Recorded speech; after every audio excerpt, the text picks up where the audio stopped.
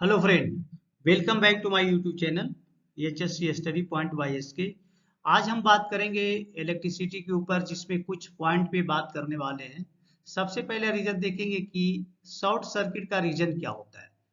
Short circuit लगने के पीछे क्या रीजन होता है, तो चलिए देखते हैं। शॉर्ट सर्किट लगने के पीछे क्या होता है। इफ द करंट पथ, मतलब करंट यानी कि करंट पथ जहां से करंट क्रॉस करती है या उसका फ्लो होता है, इज ब्रोकन यानी टूट जाता है। ब्रोकन मतलब टूट जाना, ब्रेक होना। Then current flow directly to earth. इस केस में है जो कि करंट क्या करता है, डायरेक्टली है जो अर्थ में फ्लो होता है, रेदर देन इंटेंडेड इक्विपमेंट। मतलब जो इंटेंडेड इक्विपमेंट में उसको जाना चाहिए था, वहां नहीं जाकर के वो डायरेक्टली फ्लो कहाँ करता है, अर्थ की ओर करता है। और जिसके कारण दस शॉर्ट सर्किट अकर, जिसके कारण एक्सीडेंट, यहाँ पे ये शॉर्ट सर्किट अपीयर होता है। जिससे देखिए शॉर्ट सर्किट है, यहाँ पे जाना चाहिए था और यह है जो ब्रोकन हुआ है, तो ये अर्थ में जा रहा है।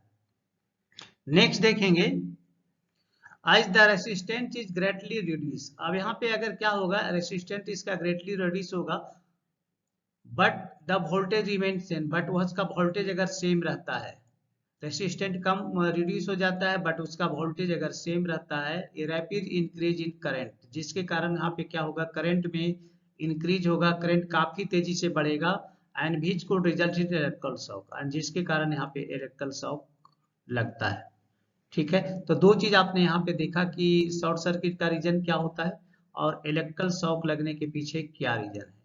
ठीक है, नेक्स्ट देखते हैं, वोल्टेज क्लासिफिकेशन पे बात करते हैं कि voltage classification as per Indian electricity rule. तो इंडियन इलेक्ट्रिसिटी रूल के अनुसार वोल्टेज का देखते हैं। As per Indian electricity rule the following voltage classification क्या क्या है।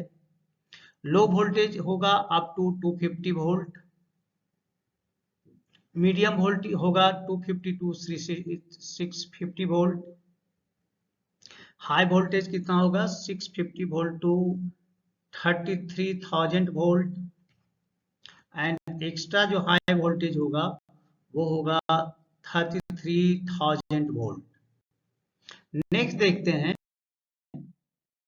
कंडक्टर की बात करते हैं। कंडक्टर क्या होता है, तो conductor need a medium, electrons जो होता है, करंट होगा उसको एक मीडियम की जरूरत होती है फ्लो करने के लिए। तो electrons need a medium to flow and this medium is called conductor. तो यही कंडक्टर है जिसके थ्रू इलेक्ट्रॉन का प्रवाह होता है या इलेक्ट्रॉन का मूवमेंट होता है। तो उसी को हम लोग उसको कंडक्टर कहा जाता है। जैसे कि कॉपर वायर हो गया, एल्युमिनियम वायर हो गया, और बहुत सारे वायर्स अलग अलग आते हैं, तो उसके थ्रू जाता है। नेक्स्ट है, usually it is made with the metal. Metal में कॉपर मैंने बताया, are usefully in wire form, और ये है जो वायर फॉर्म में रहता है। नेक्स्ट, सुपर कंडक्टर किसको बोलते हैं। सुपर कंडक्टर होता है metal which have a very low resistant, उसमें रेसिस्टेंट कम होता है टू फ्लो करंट, यानी करंट फ्लो होने के बाद जब होता है उसमें रेसिस्टेंट भी रहता है।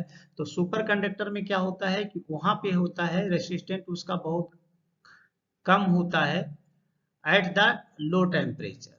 तो ये हुआ सुपर कंडक्टर। मतलब सुपर कंडक्टर मतलब metal which have a very low resistant, resistant बहुत कम होता है टू फ्लो करंट, करंट जब उसमें फ्लो होता है तो उस समय उसका रेसिस्टेंट कम होता है, और ये होता है the low temperature, low temperature पे।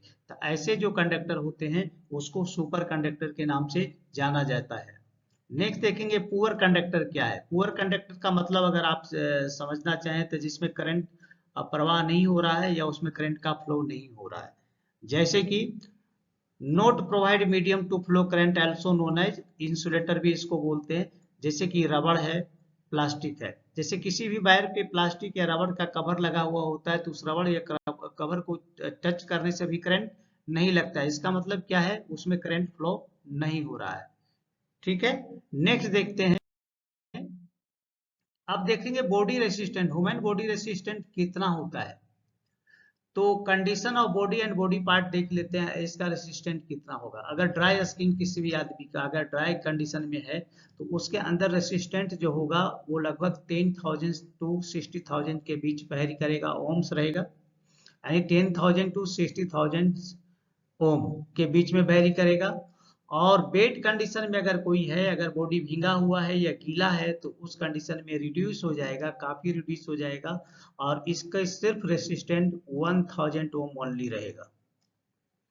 हैंड टू फुट की बात करें तो हैंड टू फुट में क्या होगा, रेसिस्टेंट यहाँ पे 400 टू 600 ओम्स के आसपास रहेगा, और ईयर टू ईयर अगर करंट पास होता है तो वहाँ पे रेसिस्टेंट बहुत ही कम हो जाता है, यानी कि 100 ओम्स। मीन जितना रेसिस्टेंट कम होता जाएगा उतना करंट लगने की संभावना बढ़ती जाएगी।